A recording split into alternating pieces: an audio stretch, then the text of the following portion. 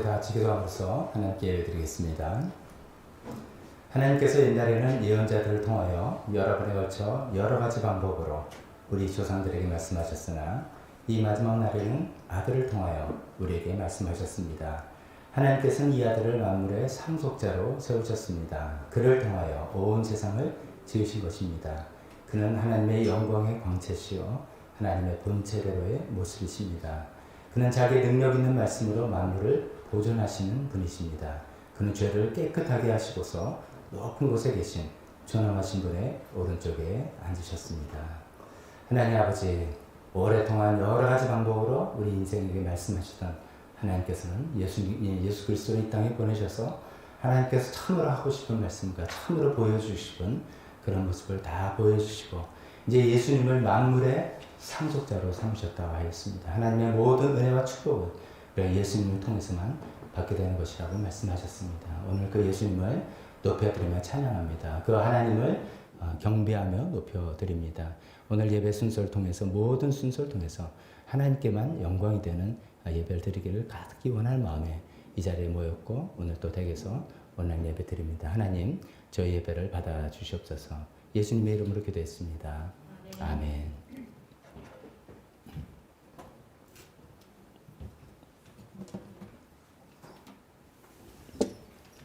다 같이 일어서서 우리 찬양하겠습니다.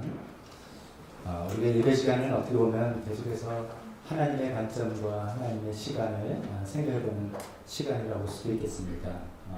태초에 하나님께서 온 우주와 생명을 창조하셨고 그 타락한 모든 인간들을 또 구원하셨고 또 그것을 끝나는 게 아니라 마지막에는 새 하늘과 새 땅으로 완성하실 그 하나님의 그 역사성 가운데 우리의 말씀을 다시 한번 생각해보는 시간입니다. 그 모든 그 시간 가운데 하나님께서 모든 은혜와 축복을 우리 히브리서 예배 시간에 읽은 것처럼 예수님을 통해서 세우시기로 작정하셨습니다. 그래서 그 예수님이 우리가 정말 모든 이에 뛰어난 이름이십니다. 이름 앞에서 겸손하게 무릎 꿇고 찬양 영광과 존귀한 능력을 다 주 예수 그리스도께 드리겠습니다. 그럴 때 하나님께서 우리에게 전능하신 하나님으로 나타나실 것을 우리가 믿고 소망하면서 두 곡의 찬송을 메들리로 찬양드리겠습니다.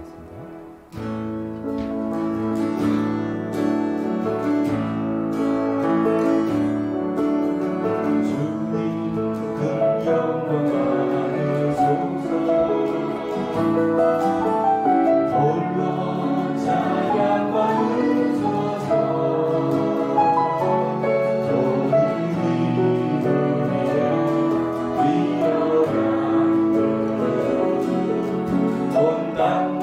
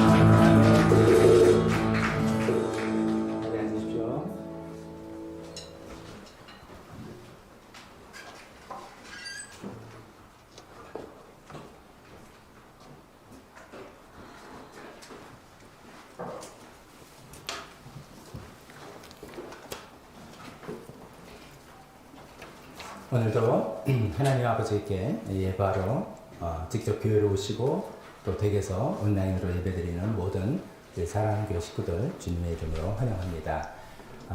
이제 1월 이제 세 번째 주를 저희가 맞이해서 하나님께 예배드리는 시간입니다. 주보를 통해서 그 교회 소식 함께 나눠보면 우리 21일까지는 우리 교회적인 금식기도 기간으로 우리가 삼고 그 중에 뭐 여러분 편한 대로 날짜를 정해서 기도하고 있지 않습니까? 마지막까지 우리 잘 하시면서 또 하나님의 은혜, 또 하나님의 도우심을 경험할 수 있는 그런 시간들이 되었으면 좋겠습니다. 오늘은 이제 매체 광고 드린 것처럼 예배 후에 정기 성도 총회가 있습니다. 예배 끝나고 잠시 브레이크 타임 갖는 시간은 이제 화장실 다녀오시면 다녀오시지만 앞에 이제 강대상 같은 거 좀 이렇게 치우고 또 이렇게 준비하는 거 잠깐 하고 바로 이어서 성도 총회 하도록 하겠습니다. 댁에서 오늘 예배 들으신 분들은 그냥 예배 축도 끝나고 계속 화면 켜놓고 계시면 글쎄요, 한 5분 채 안 돼서 시작할 수 있을 것 같으니까 이어서 계속해서 성도총회에 같이 참여할 수 있게 될 것입니다. 오늘 또 공지드린 대로 기부금 영수증 안내된 대로 인천석 부장님께 신청하시면 되고 오늘 교회 오신 분들은 아마 교회에서 수령하시는 것 같습니다. 또 주소지 잘 적어주셔서 또 메일로 우편으로 받을 수 있게 됐으면 좋겠고요. 2월 첫째 주부터는 삶 공부 있다고 계속 말씀드렸죠. 생명의 삶과 말씀의 삶 두 과목이 진행됩니다. 생명의 삶은 우리 교회 같으면 이제 기초 강의라고 할 수 있고 모든 분들이 다 우리 교회에서 함께 회원되신 분들 다 같이 같이 공부하고 혹시 예수님을 믿지 않는 분들은 또 예수님도 믿고 영접하는 그런 시간도 갖게 되는 굉장히 중요한 코어 과목이라 할 수 있죠. 여기 이제 벌써 한 5번 정도 신청해 주셨습니다. 어떻게 이제 진행할지는 우리 같이 함께 상의해서 진행하도록 하고요. 말씀의 산, 지난 학기에는 신약 성경을 통독했고요.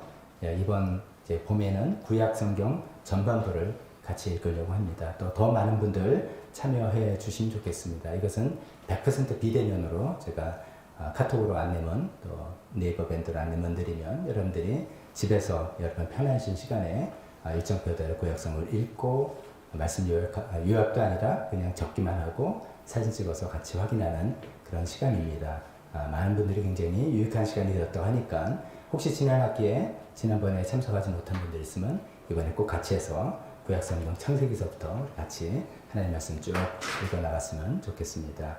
신청은 저한테 개인적으로 문자나 카톡으로 해 주셔야 되겠습니다. 계속해서 특별 기도, 특히 건강을 위해서 기도 제목들, 그 이상전 아버님 위해서 또 이금자 어머님 25일 날 수술 예정이고요. 박상희 집사님 수술 잘 마치셨고요. 이제 오늘 퇴원 일정이 있습니다. 복강경 수술인데 그래도 처음에는 좀 목소리도 좀 무겁고 통화해보니까 그 수술은 그래도 의사 선생님이 계획한 대로 다 잘 되었다고 하니까 빠른 회복 호전을 기대해 보겠습니다. 우리 박상희 집사님 어머님, 이봉순 어머님 지금 호스피스 병원에 계시는데 그 시간대를 함께 하나님께서 인도해 주시도록 기도하고 백그락 집사님의 아버님은 원래 투석을 하시는 분이 이제 확진을 받으셔서 이제 입원해 계셔서 상태가 굉장히 좋지만은 않습니다. 굉장히 투석으로 인해서 힘든 시간들도 좀 보내고 계십니다. 우리 기도가 좀 더 많이 필요하니까 기도해 주시길 부탁드립니다. 네팔 선교, 또 나라 북한에서 이렇게 계속 기도해 주시고 시간의 대표 기도와 헌금 시간으로 이어지겠습니다.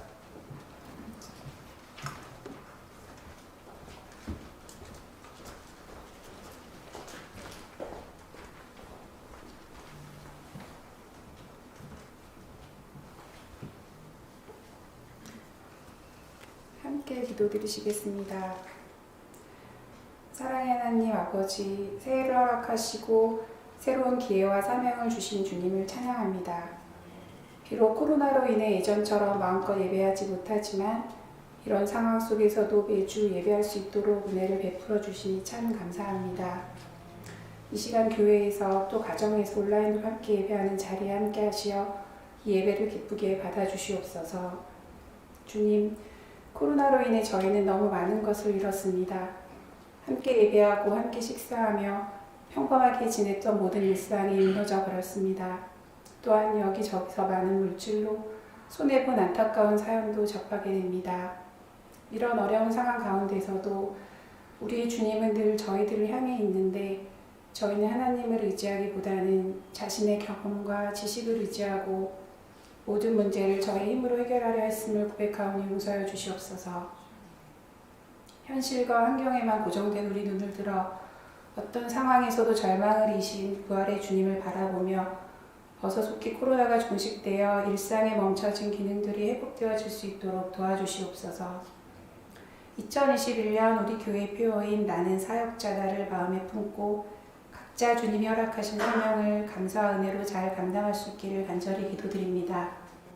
이 사명을 위해 지난주 주신 말씀처럼 저희의 몸을 귀하게 여기고 세상적으로 나쁘게 쓰지 않겠습니다. 저희의 몸은 제 것이 아닌 하나님이 맡겨주신 귀한 성전이기에 베스트 컨디션으로 잘 관리하여 많은 사람들을 섬기며 하나님이 맡겨주신 임무를 잘 감당하도록 하겠습니다. 몸뿐만 아니라 하나님께서 주신 재물과 기회와 재능도 잘 관리하여 착하고 충성된 종으로 하나님 앞에 나아가길 원하오니 도와주시옵소서. 무엇보다 한 해를 시작하면서 21일 금식 기도를 통해 교회적으로나 개인적으로 하나님의 풍성하신 은혜를 체험하게 하시니 감사합니다. 모든 것이 하나님의 은혜임을 깨달으며 저희의 삶을 통해 하나님의 영광을 드러내게 하옵소서. 이 시간 교회와 목장 사역을 위해 기도드립니다. 한 영혼도 제대로 사랑할 수 없는 저희가 주님의 은혜로 끝까지 사랑할 수 있도록 영적 회복의 역사가 교회와 목장에 일어날 수 있도록 도와주시옵소서. 목장에서 서로 격려하고 위로받으며 주님의 일을 위해 협력하는 공동체가 되길 원하며 수고하시는 목자, 목녀, 목부님에게 크신 은혜로 함께하여 주시옵소서. 2월 첫 주부터 진행되는 삶 공부를 위해 기도드립니다. 생명의 삶을 통해 성도님들의 구원이 확신은 물론 신앙이 더 자라날 수 있게 도와주시며 또한 구약을 읽게 되는 말씀의 삶을 통해 주님과 더욱 깊은 교제의 시간을 누릴 수 있도록 은혜 베풀어 주시옵소서. 예배 후 진행되는 성도총회를 위해 기도드립니다.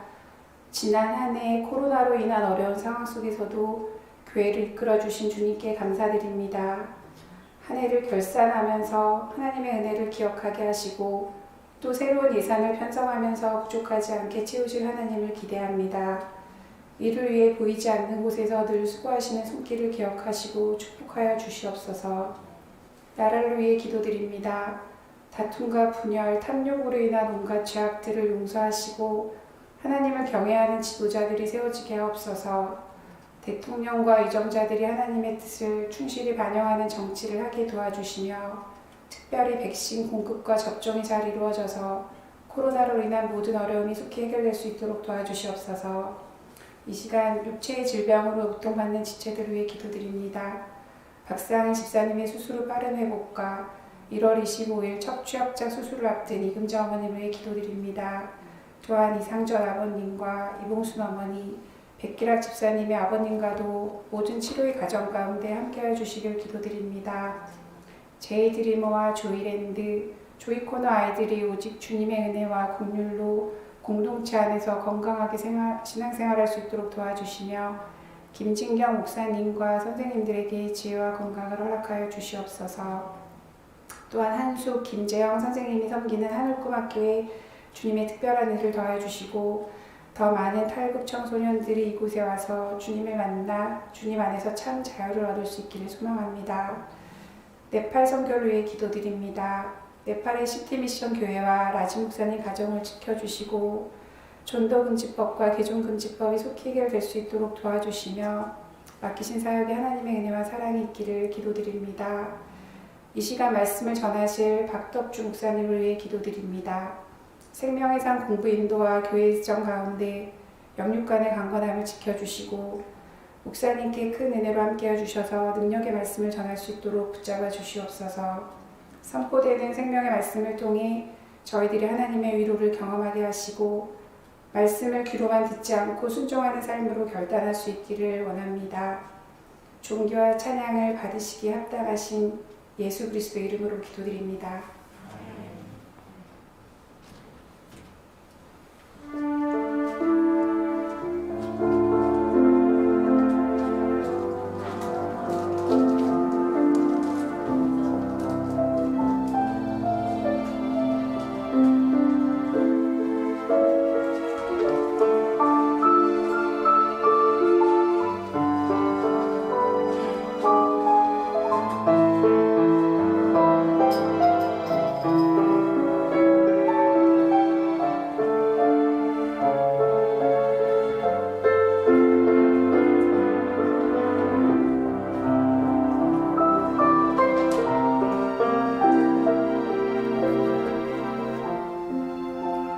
봉헌 기도 드리겠습니다. 하나님 아버지, 코로나로 힘들고 어려운 환경 가운데서도 우리 삶을 인도해 주시고 지켜주시는 분이 하나님이라는 고백으로 이 물질을 주님께 드립니다.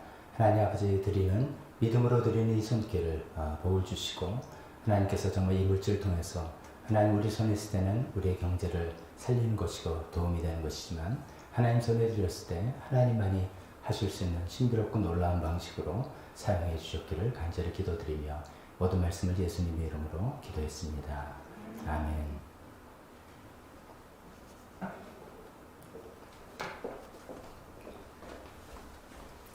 설교 시간입니다. 우리 다 같이 일어서서 하나님 말씀 같이 오늘 본문 말씀 읽을 텐데 오늘도 좀 양이 좀 길기 때문에 그냥 제가 쭉 빠른 속도로 읽고 여러분은 눈으로 같이 따라와 주시면 좋겠습니다.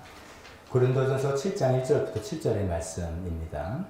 여러분이 적어보낸 문제를 두고 말하겠습니다. 남자는 여자를 가까이 하지 않는 것이 좋습니다.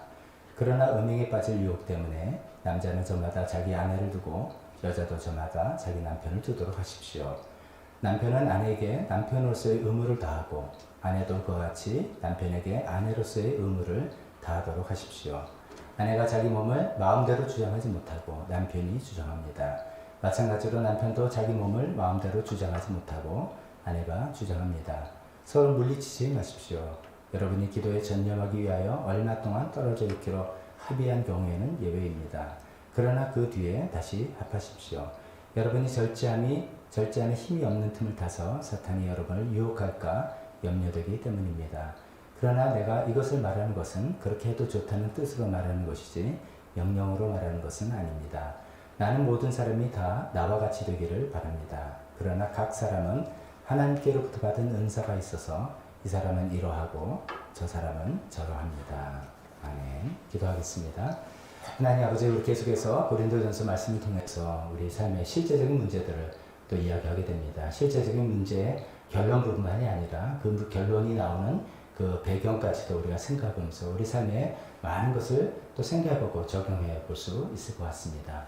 오늘은 결혼 생활에서 부부 생활에 대해서 이야기하는 문제를 또 생각해 보려고 합니다. 하나님, 우리 생각과 우리 전통과 우리 가치를 또 이럴 땐 내려놓고 하나님께서 우리에게 하시는 말씀이 무엇인지를 곰곰이 듣고 또 진지하게 또 따르는, 하나님께서 우리에게 하라고 하실 때는 반드시 우리의 유익이 있어서다라는 생각으로 맞춰나가는 저희가 되게 도와주시옵소서. 예수님 이름으로 기도했습니다. 아멘. 자리에 앉으십시오.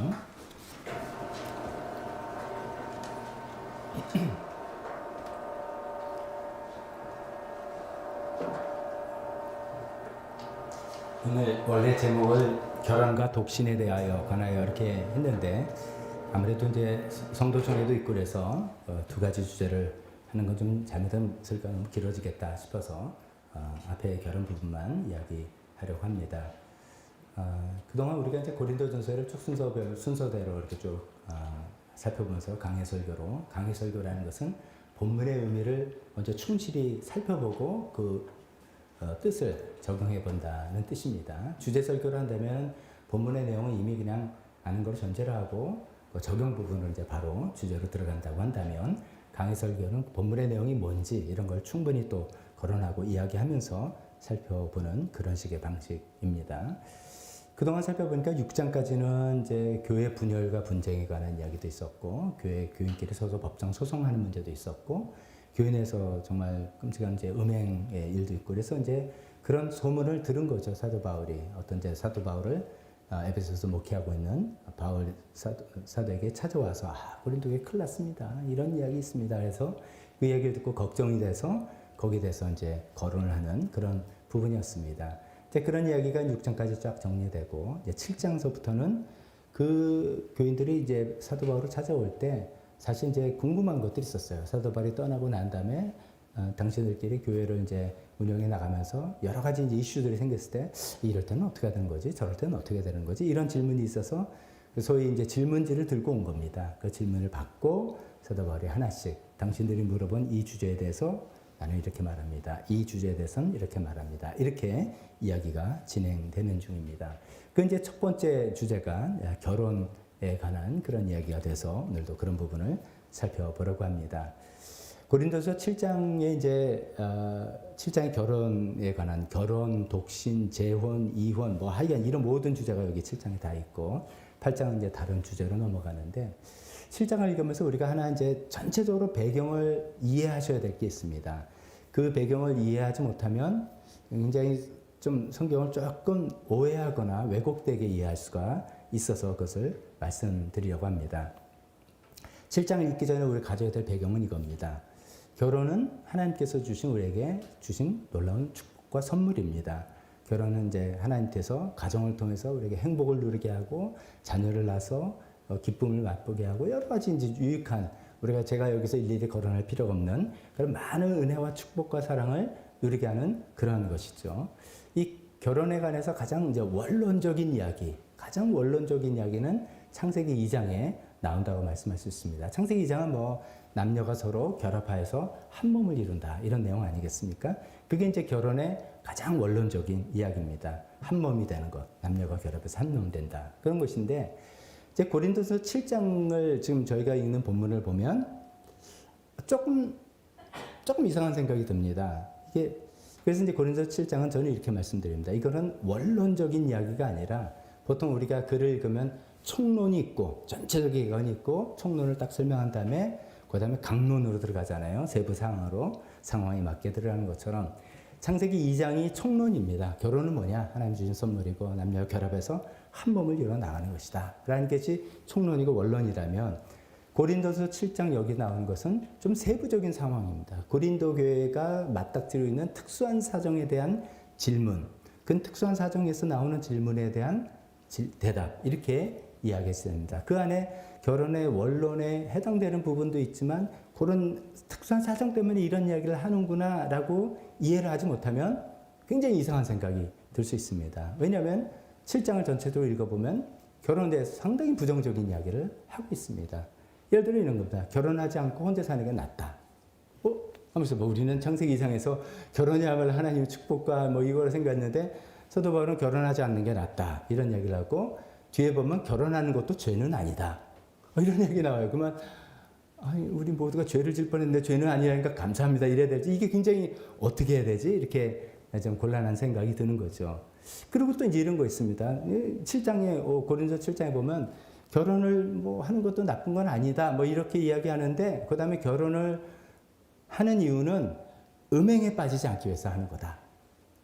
그러면 세상에 결혼 안 해서 이제 오늘도 좀 약간 민망스럽지만 그 주제를 이야기해야 되겠는데 부부간의 성적인 관계를 갖고 하나님의 축복과 은혜를 누리는 거지만 세상에 누가 그것 때문에 결혼하는 사람이 어디 있겠어요? 그것 때문만 가지고. 그럼 좀 이상한 사람 아닙니까?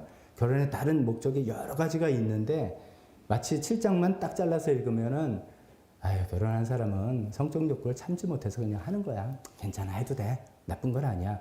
이런 논조로 들린다 이거죠.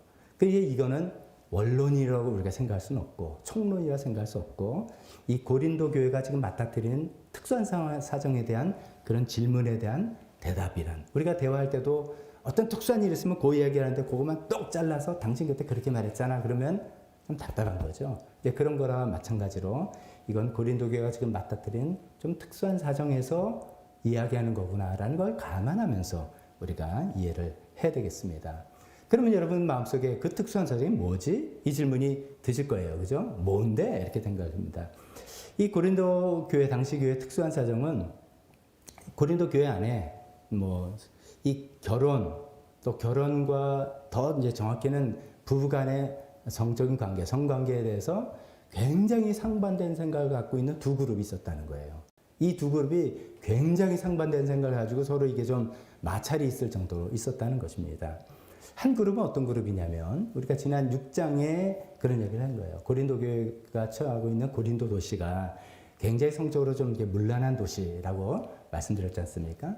그런 문란한 도시에 사는 출신 사람들이니까 자기도 모르게 좀 그런 거 좀 해이한 거죠. 그래서 이제 교회 안에서도 이제 성적인 문란함이 있고 음행이 있고 이런 것들이 뭐가 나빠 이렇게 생각하는 성적으로 약간 문란한 성에 대해 굉장히 자유롭다고 표현할까요? 그런 이제 한 그룹이 있는 것이고 또 한 그룹은 뭐냐면 반대 그룹이야.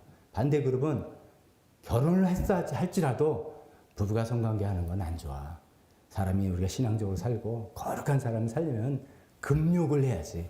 그 욕구를 절제할 줄 알아야지. 그래 부부관계라도 그냥 굉장히 절제할수록 더 믿음이 좋은 거다. 뭐 이렇게 생각하는 금욕주의적인 한 그룹이 있었습니다. 여기는 좀 방종이라고 그럴까요? 그러면 한 그룹이 있고 여기는 반대 의견들. 이 두 그룹이 교회에서 팽팽하게 의견을 대립하고 있었던 사정입니다. 지난주에 우리가 이제 6장에서 살펴봤던 하나님께서 우리 몸을 귀하게 여기신다라는 내용은 주로 첫 번째 그룹에 대한 이야기였습니다. 저희가 이제 성적인 이야기는 좀 피하고 이야기했지만 그 질문이 나온 출발은 그런 것이죠. 성적인 몸은 어때? 이렇게 되는데, 우리 몸을 귀하게 여겨야 된다. 하나님께서 우리 귀하게 여기시기 때문에 우리 몸을 나쁜 데 쓰면 안 되고, 음행에 빠지거나 몸을 나쁜 데 음식을 먹거나 그러면 안 되고, 잘 관리해야 되고, 세 번째, 몸을 가지고 하나님을 영화롭게 해야 된다. 이런 얘기를 했던 것이 이제 첫 번째 그룹에 대한 좀 방종과 성적으로 좀 문란한 그런 그룹에 관한 이야기였다면, 오늘 7장에 나오는 것은 금욕주의자들에 대한 질문과 거기에 대한 해답입니다. 그런 문맥을 잘 이해하면서 우리가 생각해 되겠습니다. 이 두 번째 그룹이라고 하는 이 금욕주의자들의 질문이 이런 것이죠. 지난주에도 잠깐 말씀드렸지만, 이제 헬라 철학의, 플라톤 철학의 좀 잘못된 것들에 해서 영육 이원론.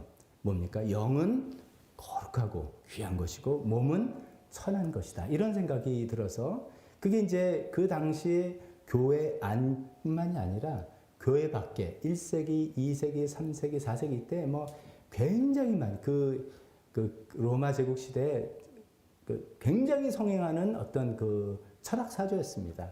그래서 이제 그걸 영지주의라고 하고, 그것이 교회만 들어온 것이 아니라 교회 밖에도 굉장히 많았습니다. 그 사람들이 이제 그런 영혼 이원론에 대해서 한쪽으로는 방종, 육은 어차피 죽어서 없대. 영만 귀한 거라니까 이게 방종으로 갈 수도 있고, 또 이제 반대쪽으로 가면은, 그러면 육은 아주 천한 거네. 그러니까 육신의 욕구는 채워줄 필요가 없네. 해서 그 지나친 금욕으로 가는 그런 일들이 생기는 걸 가지고 이 두 번째 그룹이 아마 사도 바울에게 질문을 한 그런 질문에 대한 대답이라고 봅니다. 1절이 이렇게 시작되죠. 여러분이 적어보는 문제를 두고 말하겠습니다. 제가 말씀드린 것처럼 이제는 질문에 대한 답변하는데, 첫 번째 주제가 남자는 여자를 가까이 하지 않는 것이 좋습니다. 이 내용이, 이것도 이제 학자들이 논란이 있습니다. 이게 사도 바울이 하는 말이냐, 아니면 고린도 교인들이 했던 말이냐, 이런 것이죠. 예전에 우리가 살펴봤죠. 모든 것이 허용된다. 고린도 교인들이 주장했어요. 일부 방종하는 사람들이. 사도 바울은 그렇지만 모든 것이 유익한 건 아니다. 이렇게 대답했던 것처럼 남자는 여자를 가까이 하지 않는 것이 좋다. 이게 고린도 교인들의 그 금욕주의자들의 주장인지 아니면 사도 바울이 그냥 하는 말인지 조금 불분명합니다. 왜냐하면 이게 옛날 한문책을 읽어보시는 분들도 아십니다. 한문책 논어명자 보면은 그냥 띄어쓰기 하나도 없죠. 우리 같은 문장부호, 따옴표라든지 느낌표 하나도 없습니다. 그래서 그냥 글을 쭉 읽으면서 물리가, 그 길이 이제 열려서 그거를 끊어 읽을 수 있는 능력이 생기는 거야 되는데, 옛날 이 성경 시대에 그리스어로 쓴 글자도 똑같습니다. 또 그리스어 대문자로 띄어쓰기 없이 문장부호 없이 그냥 쭉 다다다다 붙여 쓴 거라서 이것이 약간 이제 이렇게 볼 수도 있고 저렇게 볼 수도 있는데, 저는 아무리 생각해도 남자는 여자를 가까이 하지 않는 것이 좋습니다. 라는 것이 이 금욕주의자들의 주장이었던 것 같습니다. 그들이 이제 이렇게 말하지만 하면서 대답을 한 거라고 생각하면서, 여기다 우리가 목숨 걸 필요는 없습니다만 그런 이제 흐름이 더 자연스럽다고 생각해서 말씀을 드려보려고 합니다. 그러면서 거기에 대한 사도 바울의 성경적인 하나님의 생각이 무엇인지를 말씀해 주시는 그런 부분이라고 보면 좋겠습니다.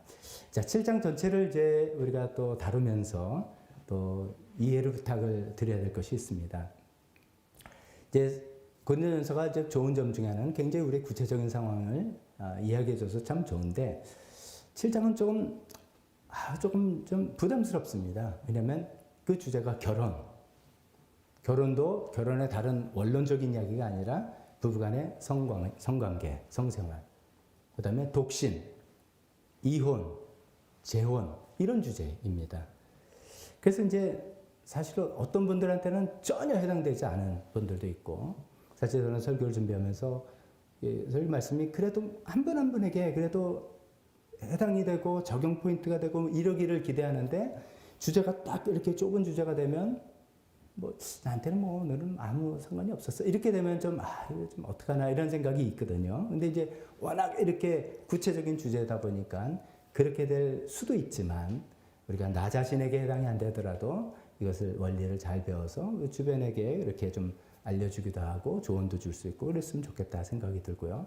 또 한편에 부담스러운 것은 너무 개인적으로 해당되는 분들이 있으니까 그것이 마치 내 사생활을 너무 이렇게 찝어서 말하는 것 같은 부담이 있을 수 있어서 참 굉장히 조심스럽습니다. 네, 계속 제가 말씀드린 것은 이것이 그래서 최대한 제가 성경의 이런 주제를 이야기할 때 뭐라고 말씀하시는지를 하나님의 말씀을 들어보자 라는 입장에서 말씀을 전할 테니까 그걸 잘 이해해 주시면서 앞으로 7장을 같이 살펴보면 좋겠습니다. 오늘 7장의 첫 번째 주제는 이제 금욕주의자들에 대한 대답이라고 했어요. 남자는 여자를 가까이 하지 않는 게 좋다. 이 가까이 하지 않는 게 뭐 옆에 같이 앉았다는 게 아닙니다. 여기 남자 여자도 그냥 남녀 칠세부던 게 아니라 남편과 아내입니다. 결혼해서 부부를 이야기하는 거죠. 부부간에 성관계를 하는 것, 이걸 이야기하는 겁니다. 결혼했더라도 성관계를 하지 마라. 그 금욕주의라는 게 더 거룩한 생활이고 하나님 앞에 기뻐하시는 생활이야. 라는 금욕주의자들의 그 주장에 대해서 세 가지로 이야기하는 것을 살펴보겠습니다.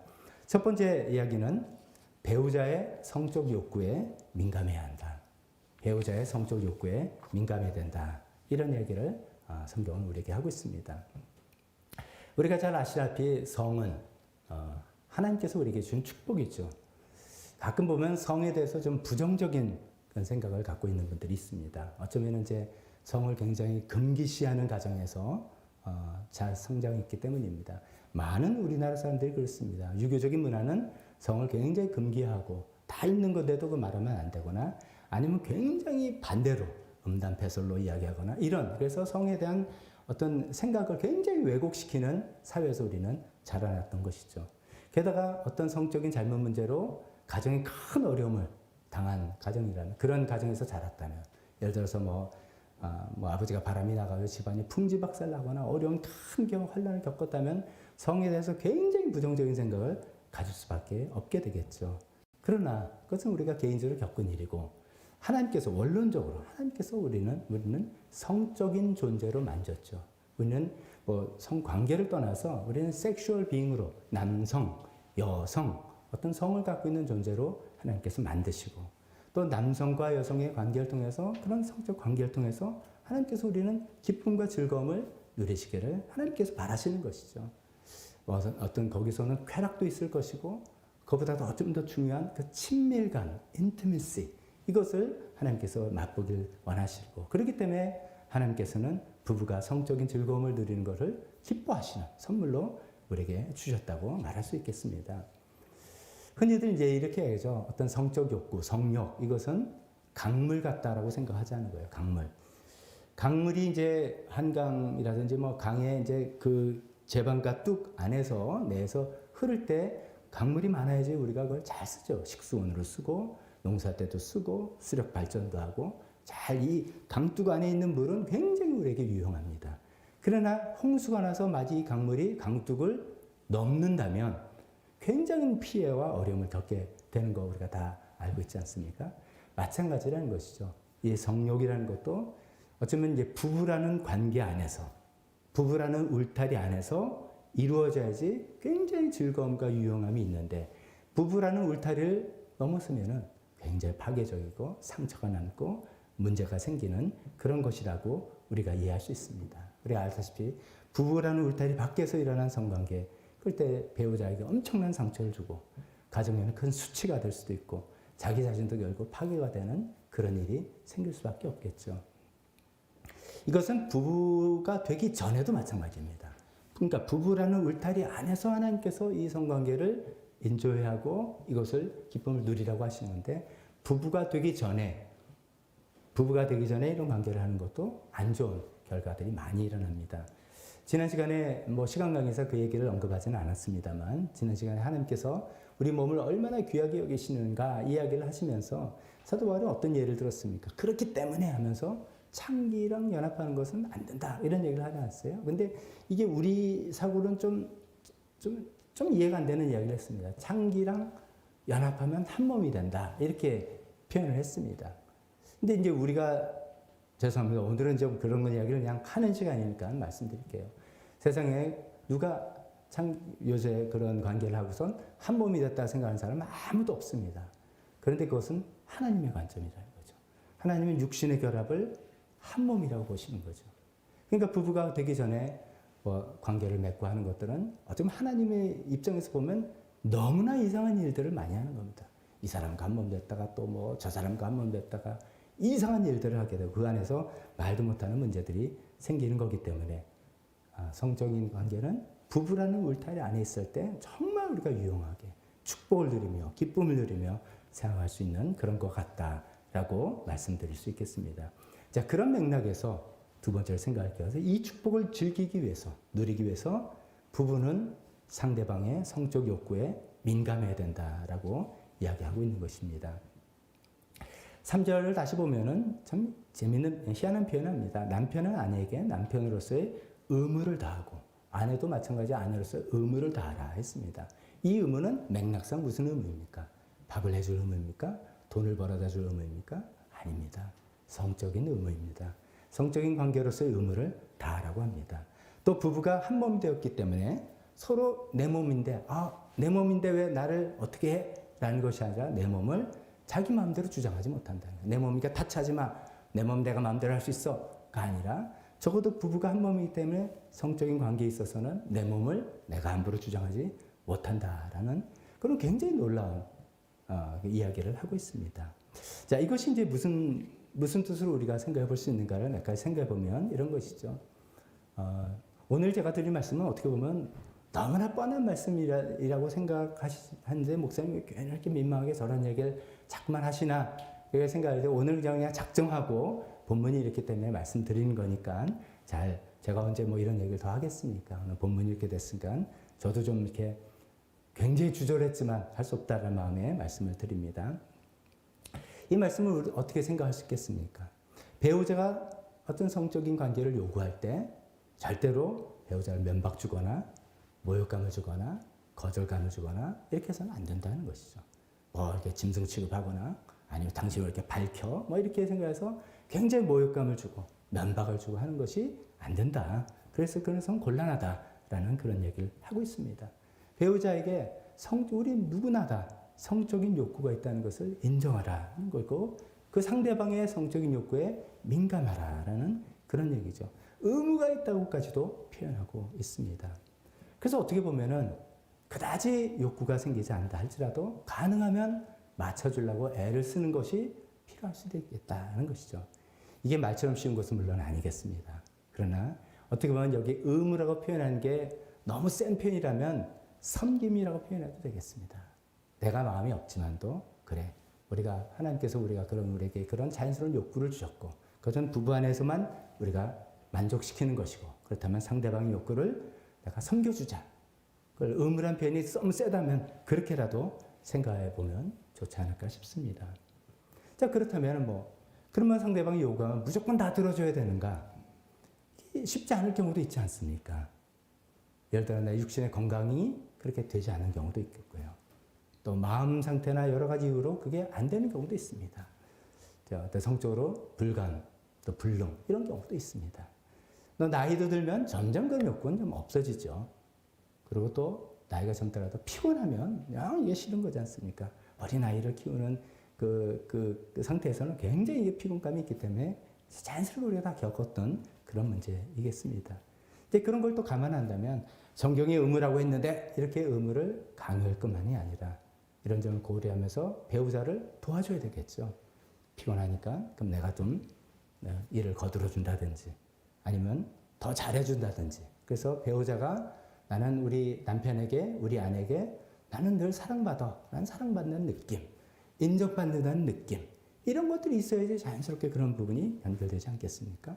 또 상대방에게 계속해서 좀 매력적으로 보이려는 느낌 이거 굉장히 또 필요하죠. 부부가 돼서 40대고 50대고 60대고 그러면 그냥 착 펴져서 에이 이런 것이 아니라 어떻게 보면은 우리가 서로에서 계속 상대방에게 이게 제 뭐 섹슈얼 어피얼 뭐 이런 걸 떠나서 배우가 늘 매력적으로 느껴서 우리가 부부가 사이가 정말 계속해서 그런 아름다운 마음들이 생기는 것 그런 거는 뭐 예를 들어서 굉장히 육적인 이거 아닙니다. 하나님께서 우리를 성적인 존재로 만드셨기 때문에 필요하다고 말씀드릴 수 있겠습니다.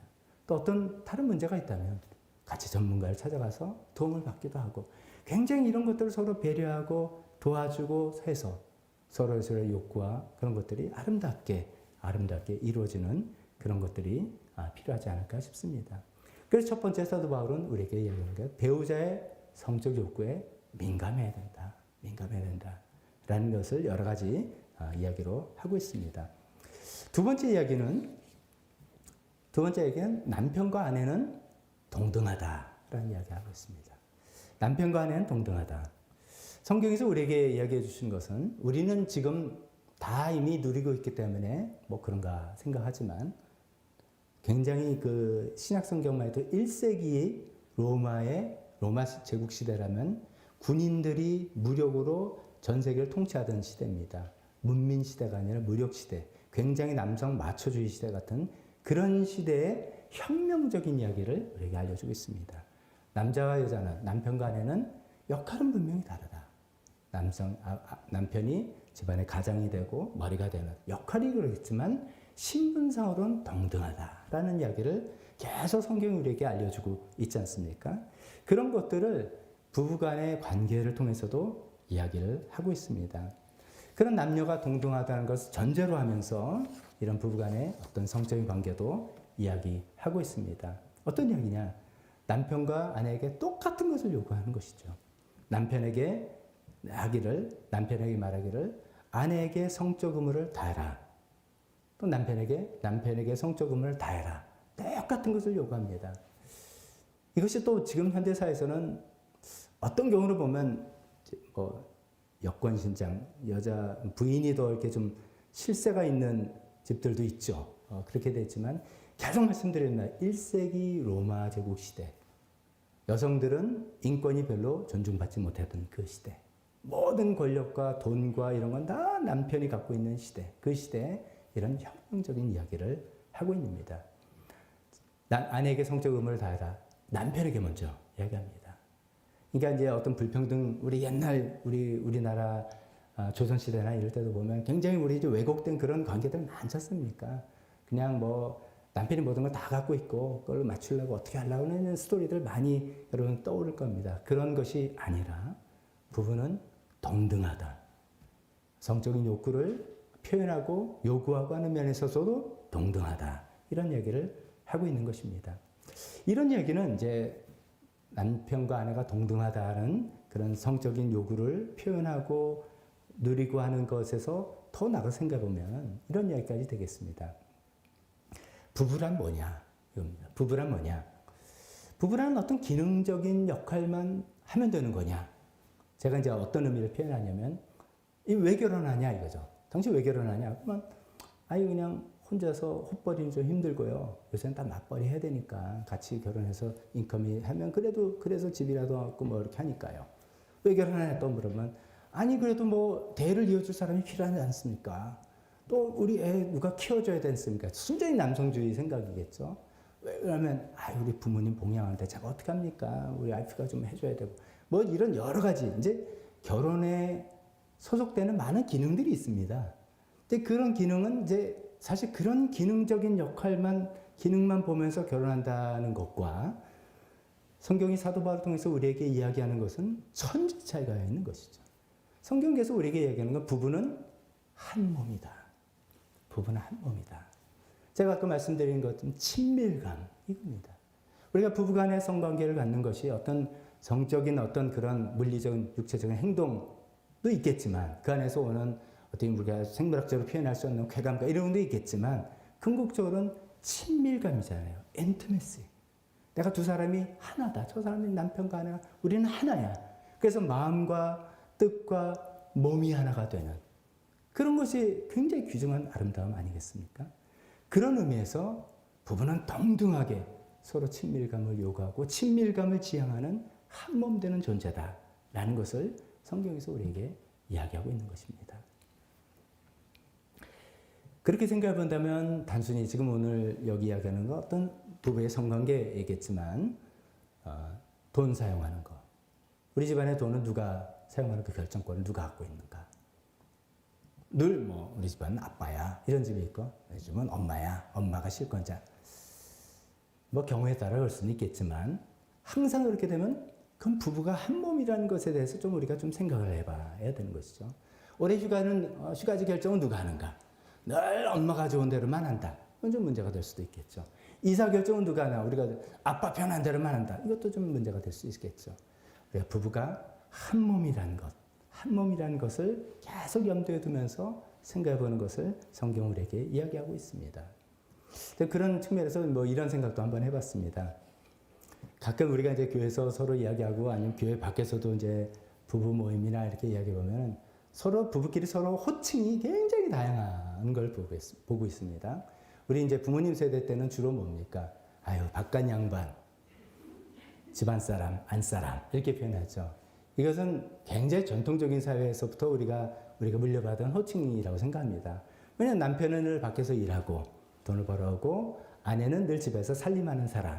이라는 이제 옛날 전통적인 방식에서 온 호칭이 굳어진 거겠죠.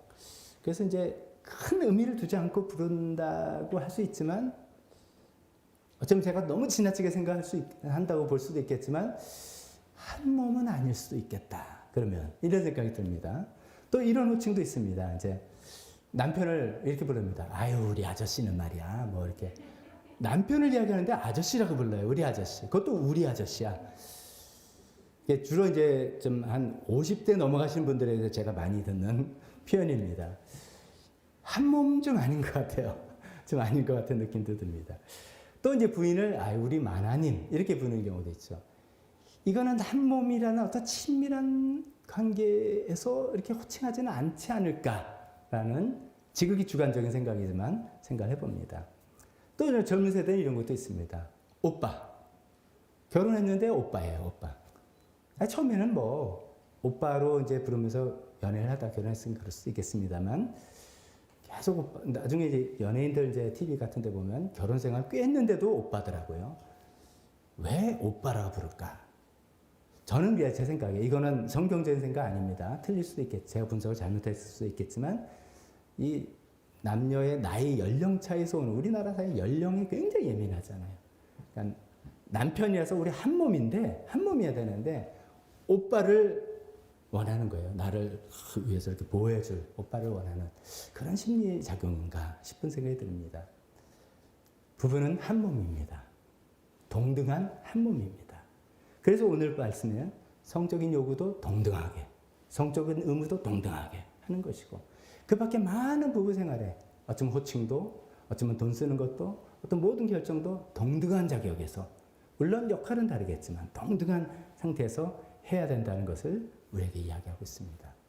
호칭 이야기 났으니까 한 가지만 뭐 이거 여러분들에게 해당되는 게 아닐지도 모르겠지만 제가 이제 목사님들 이제 부부 모임 같은 거 가보면은 좀 처음에 이상했어요. 처음에는 사모님이 어떤 사모님 막 이야기하는데 목사님이 이야기하고 있어. 저는 그분이 이제 부목사님이었으니까 담임 목사님 이야기하나 이렇게 생각했는데 아니었어요. 남편 이야기하는 거였어요. 그래서 아니 왜 남편인데 이거는 부부 모임인데 왜 남편을 목사님이라고 부를까 이런 생각을 했는데 이제 이게 많은 한국교회 목사님 사모님들이 그렇게 호칭한다는 것을 나중에 알게 됐습니다. 그래서 저희 아내도 이제 그런 모임 갔다 와서 이제 뭐 그래야 되나 싶은 생각이 처음에 이게 따라 하려고 하다가 이제 너무 익숙하지 않으니까 나 그렇게 안 할래. 그래서 여보 나도 싫어. 우리가 부부지 우리가 무슨 뭐 목사님이고 그럼 나는 뭐라 불러? 사모님이라 불러야 되나? 이 이상하다. 교회에서야 목사 사모 이렇게 부를 수 있지만 그런데 가끔 보면은 교회에서니까겠죠. 부부를 집사로 호칭하는 남편이 좋습니다. 저는 생각에. 우리 남편이요. 이게 좋죠. 이 집사가요. 이렇게 말할 때 저는 조금 이상합니다.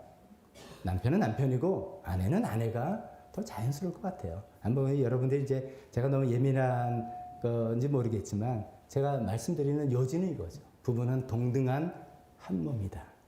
동등한 한 몸이다. 그런 맥락에서 어떤 성적인 의무를 서로에게 요구하고 서로의 몸을 각자 내 마음이 아니라 각자가 주장하는 거다 이야기가 나와서 성관계뿐만 아니라 모든 상황에서도 우리가 생각해 볼 수 있다는 말씀입니다. 세 번째 말씀입니다. 세 번째 포인트는 부부는 각방 쓰지 말라. 각방 쓰지 말라입니다. 5절에 그런 얘기 나오죠. 서로 물리치지 마십시오. 여기 물리치지 말라니까 서로 여러 가지 이유로 물리쳐가지고 방 따로 쓰자 이렇게 되는 거라는 말씀입니다. 이것도 이제 이거는 겉으로 나오는 상황이 있지만 그 뿌리는 똑같다는 거예요. 부부가 한 몸이다는 것입니다. 그래서 부부는 여러 면에서 정서적인 면에서 육체적인 면에서 여러 면에서 분리되면 안 된다는 생각에서 나오는 겁니다. 그렇기 때문에 물리적인 공간을 따로 하면 안 된다는 이야기입니다. 각방 쓰지 말라는 생각을 말씀드립니다. 이게 이제 우리나라 상황이 집도 좁은 데다가 주거 공간이 좁은 데다가 이제 여러 가지 이유로 방을 따로 쓰는 부부가 많다는 것을 알게 되었습니다. 우리 교회도 그렇다는 것을 알게 되고 좀 어떤 때 굉장히 놀라기 시작했습니다. 그 이유는 또 다 나름대로 각자 이유와 사정이 있었습니다. 애가 너무 이제 갓난아이를 낳고 주로 엄마가 돌보다 보면 엄마가 애를 같이 뭐 젖을 먹이고 키우다가 이제 같이 자게 되고 남편은 뭐 어떻게 하든 출근해야 되니까 딴방에 자고 뭐 이렇게 시작해서 이제 이게 고차가 돼서 이제 그런 경우. 또 남편이 밤늦게 퇴근하고 또 그 사람이 새벽 일찍 출근하니까 이제 잠을 좀 푹 자게 해야 된다라는 뭐 그런 이유도 들어봤고요. 또 수험생 가정인 고3 되면은 뭐 이제 고3 주로 엄마가 이제 그런 일을 맡는 집안에는 그냥 24시간 대기니까 남편까지 그렇게 할 수는 없으니까 그냥 그때 자연스럽게 각방을 쓰게 된다. 뭐 여러 가지 이제 이유와 사정들이 있다는 걸 저도 듣고 알게 됐습니다. 다 이해가 되는데 하나님께서 우리에게 요구하시는 건 부부는 한 몸이다. 그죠? 부부는 한 몸이고 오늘 말씀 통해서 이제 우리가 육신을 갖고 있기 때문에 그렇죠. 몸이 멀어지면 마음이 멀어질 가능성이 훨씬 많다는 거죠. 훨씬 많다는 거죠. 근데 이제 성경은 더 구체적으로 해서 그렇게 멀어진 틈을 타서 사탄이 유혹한다. 여기 이제 성적인 유혹 뿐만 아니라 여러 가지 이제 마음들이 이제 점점 멀어지고 그런 이야기도 저 기사 같은 데서 많이 들었습니다. 이제 남편이 이제 각방을 여러 가지 이제 그런 제가 설명드린 이유로 각방을 쓰는 집안의 남편 밖에서 열심히 일하고 들어와서 이제 그리고 또 아침에는 출근해서 이제 그렇지 않아도 집안에 돌아가는 다이내믹과는 전혀 뭐 이렇게 관계하지 못하고 예, 그렇게 지내다가 각방을 쓴 지 10년, 20년 이렇게 되다가 퇴직하고 나서 이렇게 난 이제 일찍 나갈 일도 없는데 아무런 가족과 연관점을 찾지 못하고 부인과도 그런 관계점을 찾지 못하고 굉장히 외롭고 굉장히 뭔가 허탈하고 인생을 잘못 산 것 같고 그러면 이제 별별 생각들이 이제 마귀가 틈탈 수 있는 거죠. 여러분들 혹시 이제 이거는 뭐 제가 모르니까 그냥 던지겠습니다. 각방을 쓰면서 부부 사이가 진짜 좋은 부부 있다. 그런 부부 보셨는지 모르겠습니다. 대부분은 아닐 것 같은데요. 제가 다 조사한 건 아니니까. 성경은 우리에게 그런 이야기를 합니다. 부부가 각방을 쓰지 말라라고 이야기합니다. 여기서는 물론 성적인 이야기를 되지만 그 밖에도 많은 유혹거리가 그 사이에서 그 틈을 타서 들어올 수 있다라고 이야기하고 있습니다. 각방을 쓰지 말아야 되는 것에 여기 본문에서는 이야기하고 있지 않지만 저는 자녀 교육적인 면에서도 조심해야 되겠다는 생각을 해봅니다. 우리가 자녀에게 보여주는 것이 우리는 다 보고 배우는 것이 제일 우리 인생에 남는 거니까 자녀들에게 엄마 아빠가 부부는 어떤 거야 라는 것을 보여주는 것이죠. 보여줘야 되는데 우리가 보여줘야 될 제일 모습은 부부는 한 몸이다. 이것을 보여줘야 되는 것이죠. 성경이 그것을 우리에게 말씀해 주고 있잖아요. 부부가 한 몸이다 하는데 늘 엄마 아빠는 각방 쓰고 엄마 아빠는 의견 다르고 엄마 아빠는 생각이 다르고 뭐 이런 것을 뭐 의견과 생각은 또 다른 차원이지만 아예 방까지도 뭐 따로따로 쓰고 한다면 아이들이 그런 생각을 갖게 될까? 이런 면에서도 부부가 한 방을 쓰고 같이 지내는 것이 힘들겠지만 여러 가지 여건상 어려운 점이 있으시겠지만 지금 갑자기 이거 바꾸려면 굉장히 어려운 변화와 조정이 필요할지는 모르겠지만 어쩌면 당장은 안 되더라도 방향을 이렇게 잡으시고 그렇게 하시는 거예요. 이것이 저 박 목사의 어떤 제안이 아니라 오늘 보는 성경 말씀, 하나님께서 우리에게 하시는 말씀이라는 걸 생각해 볼 필요가 있겠습니다. 뭐 저의 예를 잠깐 드리면 저도 이제 각방을 좀 쓴 적이 있습니다. 지난 여름에 그랬어요. 제가 이제 거실에 에어컨이 하나 있는 게 너무 오래돼가지고 이제 그거를 그러니까 뭐 20년도 넘게 된 에어컨을 바르고 하다가 이제 에어컨을 새로 사면서 이제 투 포 원이라고 그러나요? 실내기 하나에다가 거실용 스탠드에다가 방에도 다는 거 벽걸이형을 이제 사기로 했어요. 그래서 저희 아내는 늘 이제 더위를 많이 타니까 그래서 이제 방에다 이제 설치해 줬습니다. 근데 문제는 저희 아내는 시원한데 저는 추워서 못 자는 거예요. 그걸 틀면은 저는 추워서 못 자는 거예요. 근데 이제 게다가 어떤 문제가 생겼냐면 저도 나이가 드니까 제가 이제 코를 심하게 곤다는 거예요. 저희 아내가 당신 왜 그래? 코 고는 소리가 커서 이제 못 자겠다고 하는데 그 얘기를 들으니까 제가 너무 좀 이렇게 놀랐어요. 내가 코를 골다니. 그것도 심하게 오다 그래서 못 믿겠다. 하루는 녹음을 해달랬더니 녹음을 해줬는데 정말 창피할 정도로 제가 아마 엄청 코를 고는 거예요. 그러니까 이제 제가 코를 고서 아내가 잠을 설치는 것도 미안하고 에어컨 틀면 추운 것도 안 되겠고 그래서 이제 그러면 우리가 좀 각방을 씁시다. 그래서 제가 이제 작은 방에서 이제 잤어요. 편하더라고요. 체온도 나한테 딱 맞고 미안한 것도 없고 그러니까 참 편하긴 편하다 장점이 있는데 제가 이제 이 고린도전서 말씀도 생각이 나기도 하고 그다음에 이제 같이 사는 우리 아들한테 하면서 제가 아무리 설명해도 제가 얼마나 자기가 이해하는 방식으로 떠다니까 엄마 아빠 왜 따르자 싸웠어? 뭐 이렇게 이야기하는 거를 아니야 해도 뭐 모르겠어요. 어떻게 생각할지. 이건 자녀 교육상으로도 안 좋겠다 생각해서 다시 들어왔습니다. 저의 또 이렇게 좀 그런 모습도 말씀드립니다. 성경에서는 이제 각방을 쓰는 것을 예외적으로 허락을 해준 부분이 있죠. 5절에 이렇게 이야기했습니다. 여러분이 기도에 전념하기 위해서 얼마 동안 떨어져 있기로 합의한 경우에는 예외입니다. 그러나 그 뒤에 다시 합하십시오. 3가지 조건이라는 거죠. 목적이 분명히 된다. 기도의 전념이라는 어떤 거룩한 목적. 근데 이거를 또 제 생각에 우리 교회는 그런 분들이 없습니다만 아주 지나치게 신앙 일변도를 하시는 분들이 이런 것도 하십니다. 그러니까 정상적인 부부 생활을 안 하시고 그냥 늘 기도원에서 사는 남편, 기도원에서 사는 부인 이런 거 아닙니다. 일시적으로만 그렇게 했으니까. 근데 이제 이 목적이 기도의 전념이라는 어떤 신앙적인 목적이라면 두 번째 얼마 동안 일시적으로 한다면 세 번째 제일 중요한 것은 합의한 상태에서 합의를 해서 하는 경우가 있지만 그 기간이 끝나면 얼른 다시 합하라는 이야기를 하고 있습니다. 이런 모든 이야기들이 이제 구체적으로는 각방 쓰지 마십시오 이렇게 이야기를 하지만 그 뿌리 내용은 뭐냐면 부부는 틈이 있으면 안 된다 하는 거죠. 한 몸이다 하는 거죠. 심리적인 어떤 거리가 있거나 어떤 공간적인 거리가 있거나 그래서 기러기 아빠, 기러기 엄마라는 건 굉장히 안 좋은 교육 방식이라고 말씀드릴 수 있는 것이죠. 그러니까 이 말씀을 들으면서 우리는 각방 안 씁니다. 우리는 잘하고 있습니다. 라고 말할 수 있을 텐데 다시 이런 질문을 던져봅니다. 그러면 당신 부부 사이에 정말 어떤 거리가 없습니까? 심리적인 거리. 우리는 방은 같이 쓰지만 생각과 마음은 완전히 달라. 저 사람은 저 사람 생각이고 나는 내 생각이고 알았어. 귀찮으니까 당신 알아서 하면 내가 그냥 마칠게. 이거는 맞춰주는 게 아니라 귀찮아서 도저히 건널 수 없는 간극이 있어서 당신의 삶의 방식과 당신의 생각, 사고 구조는 나는 너무 해서 가정의 평화를 위해서 그냥 오케이 하는 거라면 이것은 각방 쓰는 거와 다른 그 뿌리 문제는 하나도 해결이 안 된 것이죠. 부부는 한 몸이다 하는 것이죠. 심리적으로, 인격적으로, 공간적으로 거리가 생기면 안 되는 그런 것들 하나님께서 한 몸으로 만드신 부부관계라는 걸 생각하면서 오늘 또 이런 말씀을 우리가 생각해 봤습니다.